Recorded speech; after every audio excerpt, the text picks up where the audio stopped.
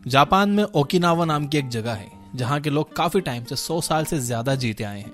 हमारे यहाँ बहुत कम लोग हैं जो 100 की एज को क्रॉस कर पाते हैं, लेकिन इस जगह पर बहुत कम लोग हैं जो नेचुरल कॉजेज की वजह से 100 साल से पहले मर जाते हैं। इनफैक्ट आपको यहाँ पर 80 साल की उम्र के लोग खेतों में मेहनत करते हुए मिल जाएंगे। इकिगाई नाम के बुक में कुछ राइटर्स ने इस कल्चर को एक्सप्लोर किया और ये देखा कि आखिर ये लोग ऐसा क्या कर रहे हैं जो कि ये लंबे टाइम तक जी पाते हैं। इन्हें ज्यादा बीमारी नहीं होती और ये ओल्ड एज में भी काफी फिट और एक्टिव रहते हैं। वैसे तो इस बुक में हेल्थ के काफी सारे एस्पेक्ट्स को एक्सप्लोर किया गया है, जैसे yoga, physical activity and work life culture, लेकिन इस वीडियो में हम स्पेसिफिकली देखेंगे इस कल्चर में लोगों के खाने से रिलेटेड हैबिट्स क्या हैं। हम देखेंगे कि यहाँ के लोग किस तरह से अपने खाने को खाते हैं जिससे ना सिर्फ ये लंबा जीते हैं बल्कि इन्हें बीमारियां भी कम होती हैं और ये बूढ़ी उम्र में भी खेतों में काम कर पाते हैं। सबसे पहले आपको ये समझना होगा कि खाना आपकी बॉडी में पचता कैसे एंड आपकी बॉडी में खाना सच में पच रहा है या सड़ रहा है। खाने का डाइजेशन हमारे मुंह में ही स्टार्ट हो जाता है। हमारे मुंह में प्रोड्यूस होने वाला सलाइवा खाने में प्रेजेंट स्टार्च को ब्रेक करता है। तो अगर आप स्टार्च बेस्ड डाइट जैसे फ्रूट्स या आलू खा रहे हो तो उसका एक मेजर पोर्शन आपके मुंह में ही डाइजेस्ट हो जाता है। जब आप अच्छे से खाने को चबाकर निगलते हो तो खाना आपके इसोफेगस से होकर आपके पेट में जाता है। एक बार खाना आपके पेट में पहुंच गया तो आपका पेट 3 एंजाइम्स रिलीज करता है, हाइड्रोक्लोरिक एसिड, म्यूकस और पेप्सिन। पेप्सिन आपके खाने में प्रेजेंट प्रोटीन को डाइजेस्ट करने में हेल्प करता है, लेकिन पेप्सिन को काम करने के लिए एक एसिडिक मीडियम की जरूरत होती है और यह acidic medium hydrochloric acid provide करता है।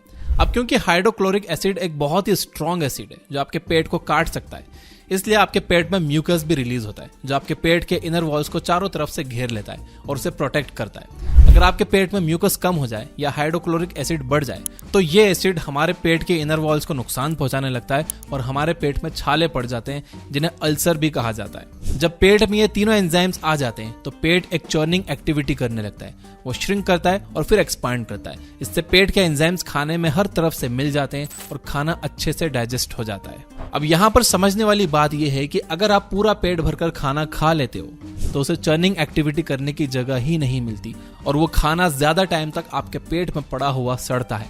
इसलिए कहते हैं कि कभी भी पूरा पेट भरकर नहीं खाना चाहिए। पेट हमेशा थोड़ा खाली रखना चाहिए ताकि वो खाना मूव कर सके।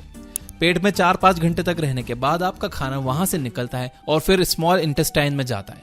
यहाँ उसकी मुलाकात बाइल जूस से होती है जो कि आपके लीवर में प्रोड्यूस होता है। बाइल जूस आपके खाने में प्रेजेंट फैट को डाइजेस्ट करता है। इसके अलावा यहाँ पर आपके खाने में कुछ पैनक्रियाटिक और इंटेस्टाइनल जूसेस भी मिक्स होते हैं जो प्रोटीन को और डाइजेस्ट करने का काम करते हैं। इंटेस्टाइन्स में पेरिस्टोलिसिस मूवमेंट होता है जिसके हेल्प से खाना आगे की तरफ मूव करता है। इसीलिए फिजिकल एक्टिविटी बहुत जरूरी है। जब आप फिजिकल एक्टिविटीज करते हो तो इंटेस्टाइन्स के लिए पेरिस्टोलिसिस मूवमेंट और आसान हो जाता है। रास्ते में आपके स्मॉल इंटेस्टाइन्स की वॉल आपके खाने से न्यूट्रिएंट्स को अब्सॉर्ब करके उसे आपके ब्लड सेल्स तक पहुंचा देती है। जो खाना सही से डाइजेस्ट नहीं हो पाता वो बाकी के वेस्ट मटेरियल के साथ आपके लार्ज इंटेस्टाइन में चला जाता है और वहां से बाहर निकल जाता है। अब जब आप डाइजेशन के प्रोसेस को अच्छे से समझ गए हो तो आइए देखते हैं कि आप किस तरह से अपने ईटिंग हैबिट्स को इंप्रूव कर सकते हो। और ये वीडियो का सबसे इंपॉर्टेंट पार्ट है, ध्यान से सुनना। Number 1, chew your food well.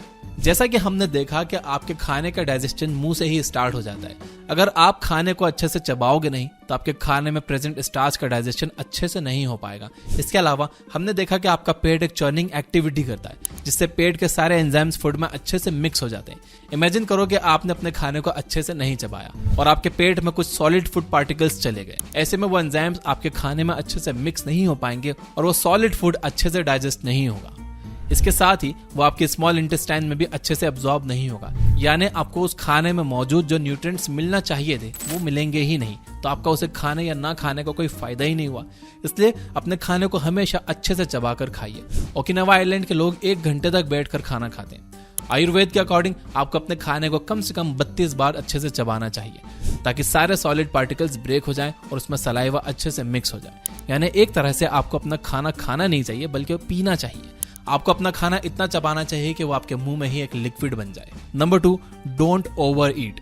हमें लगता है कि ज्यादा खाने से हमारे अंदर ज्यादा एनर्जी रहेगी और हम हेल्दी रहेंगे, लेकिन ऐसा नहीं। इकिगाई में कहा गया है कि आपको अपना खाना सिर्फ 80% कैपेसिटी तक खाना चाहिए। हमने देखा कि आपके पेट में एक चर्निंग एक्टिविटी होती है जिससे आपके पेट में मौजूद एंजाइम्स आपके खाने में मिक्स हो जाते हैं। इमेजिन कीजिए कि आपका पेट पूरी तरह से खाने से भरा हुआ है और उसमें बिल्कुल स्पेस नहीं है। ऐसे में आपके पेट को चर्न करने में प्रॉब्लम होगी, उसमें एंजाइम्स अच्छे से मिक्स नहीं हो पाएंगे एंड आपका खाना पचेगा नहीं बल्कि सड़ेगा। एंड जब खाना सड़ता है तो हमें एसिडिटी होती है, मुंह से बदबू आने लगती है, इसलिए आप कभी भी पूरा पेट भरकर मत खाओ।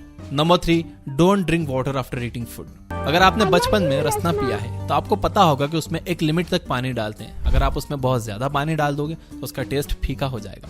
पानी हर चीज को डाइल्यूट कर देता है और उसे कम इफेक्टिव बना देता है। दूध में पानी मिलने से वो पतला हो जाता है और एसिड में पानी मिलने से वो कम इफेक्टिव हो जाता है। जैसा कि हमने देखा कि हमारे पेट में काफी सारे एंजाइम्स रिलीज होते हैं, तो जब हम खाने के ठीक बाद पानी पी लेते हैं तो हमारे ये सारे एंजाइम्स डाइल्यूट हो जाते हैं, उनका असर कम हो जाता है, जिससे हमारा खाना सही से डाइजेस्ट ही नहीं होता।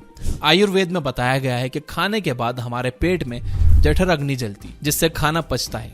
अब अगर आप पानी पी लोगे तो वो अग्नि तो बुझ जाएगी, फिर खाना पचेगा नहीं, सड़ेगा। इसलिए खाने से कम आधे घंटे बाद तक आप पानी मत पीजिए। Number 4, do some form of physical activity. Okinawa के लोग लंबे टाइम तक फिट रहने के लिए काम नहीं करते, वो लोग काम करते हैं इसलिए वो लंबे टाइम तक फिट रहते हैं। वहां के लोग आज भी अपने डेली काम को करने के लिए टेक्नोलॉजी का यूज नहीं करते, वो अपने हाथ से काम करना पसंद करते हैं। हमारी जनरेशन की प्रॉब्लम यह है कि हम सारा दिन बैठे बैठे निकाल देते हैं। इस वजह से हमारा ब्लड सर्कुलेशन खराब हो जाता है, हमारे इंटेस्टाइन्स में पेरिस्टोलिसिस मूवमेंट भी नहीं हो पाता। इससे हमारे खाने को आगे मूव करने में प्रॉब्लम होती है, जिससे वो खाना टाइम पर प्रोसेस ही नहीं हो पाता। इसलिए जरूरी है कि आप दिन भर में थोड़ा फिजिकल एक्टिव रहने की कोशिश करो।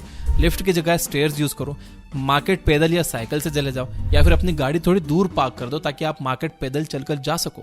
अगर आप अपने फोन में कुछ टाइम पास कर रहे हो तो टहलते टहलते हुए कर लो यार, बेड पर लेट कर नहीं।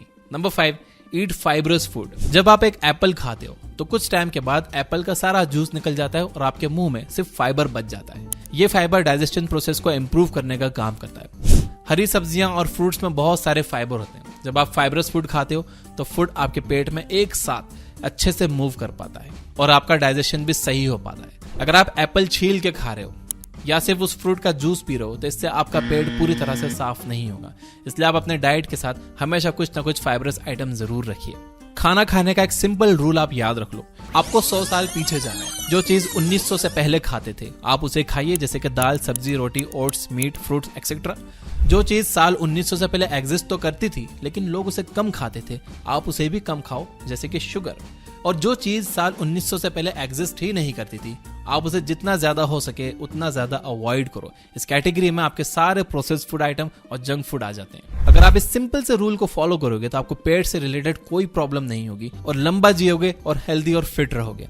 तो इसी बात पे मेरे साथ अफर्म करिए, यस आई विल कमेंट में लिखकर। और ये वीडियो अगर हेल्पफुल लगा हो तो इसे शेयर भी करिए सबके साथ। और अगर आप इस वीडियो को अभी तक देख रहे हो तो इसे लाइक जरूर करिए ताकि मुझे पता चल जाए कि कितने लोगों ने लास्ट तक ये वीडियो देखी है। हमारे सोने का तरीका भी हमारी हेल्थ में इतना ही इंपॉर्टेंट रोल प्ले करता है जितना कि डाइजेशन, लेकिन ज्यादातर लोग गलत तरीके से सोते हैं। तो